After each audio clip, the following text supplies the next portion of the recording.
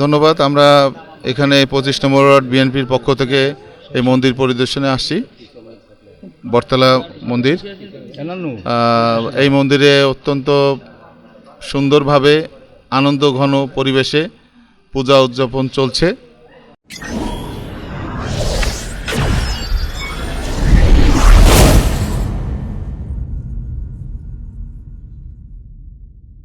এই এলাকার আমাদের সনাতনী হিন্দু ভাই বোনেরা এখানে উপস্থিত আছেন, মন্দির কমিটির উপস্থিত আছেন।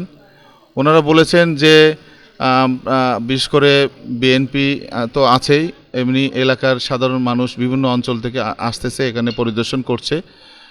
সঙ্গত কারণে এখানে অত্যন্ত সুষ্ঠু পরিবেশ, সুন্দর পরিবেশ বিরাজ করছে। আমরা আশা রাখি, আপনারা জানেন যে আমাদের প্রিয় নেতা বিএনপির ভারপ্রাপ্ত চেয়ারম্যান জনাব তারেক রহমান অলরেডি নির্দেশ দিয়েছেন। বিএনপির সারা বাংলাদেশে টিম কাজ করছে, বিভিন্ন মন্দিরে তাদের কমিটি গঠন করেছে।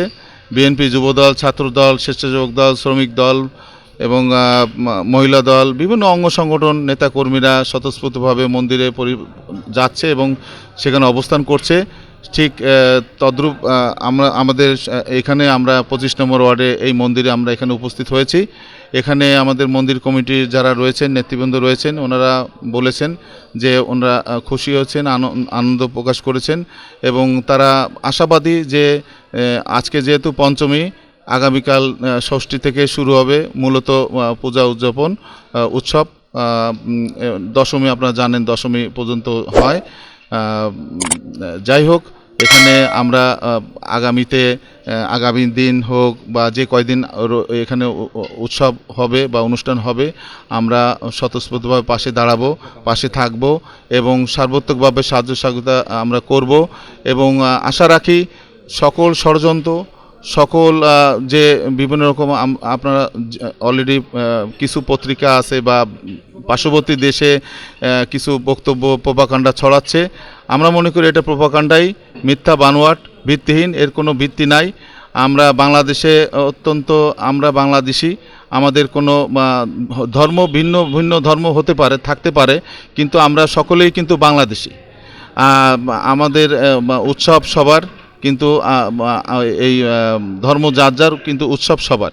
সেইভাবে স্লোগান নিয়ে আমরা কাজ করছি, পাশে থাকব। আগামীতে যেমনি করে বিগত দিনে ছিলাম, আগামী দিনেও আমরা ঠিক তেমনিভাবে থাকব।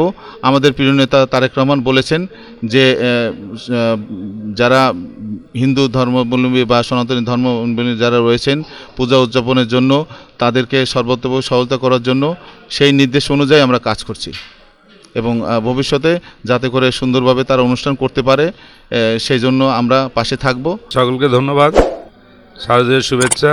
আজকে বানিয়াখামার বানরগাতি মন্দিরে আমাদের শ্রদ্ধেয় বড় ভাইরা যারা বিএনপি নেতৃবৃন্দ যারা আসছে, সকলকে শারদীয় শুভেচ্ছা। আমাদের আসলে এই ধরনের কোনো সমস্যা নাই। কিছু দুর্বৃত্তরা যারা আছে সেগুলো অনেকে বলতেছে যেটা অসুবিধা হবে কিংবা কিছু, আসলে এই ধরনের আমাদের 25 নম্বর ওয়ার্ডে এবং আমাদের অনেকে এটা বিভিন্ন প্রচার কিংবা কিছু গুজব ছড়াচ্ছে। হ্যাঁ, এটা আমরা আমাদের মতো করে আমাদের সম্প্রদায়ের সুন্দরভাবে অনুষ্ঠান, আজকে মহাপঞ্চমী, আমরা কালকে ষষ্ঠীর থেকে আমাদের পূজা করব এবং সার্বিক প্রশাসন এবং আমাদের দলীয় যারা নেতৃবৃন্দ আছে আমাদের সবাই সহযোগিতা করছে এবং তারা সর্বদাই আমাদের সবসময় পাশে আছে এবং আমরা আশা করি আমাদের এই 25 নম্বর ওয়ার্ডের এবং আমাদের এলাকার কোনো অসুবিধা হবে না। তারা থাকবে এবং তারা ভলেন্টিয়ার হিসাবে প্রতিশ্রুতিবদ্ধ এবং তারা যারা আছে আমাদের সাথে সংবদ্ধ থেকে আমরা সুন্দরভাবে পূজা পরিচালনা করব এবং সুন্দরভাবে মার বিসর্জন পর্যন্ত আমাদের পূজা পরিচালনা হবে। এইটা আমরা আশা ব্যক্ত করে সকলকে ধন্যবাদ জানাই।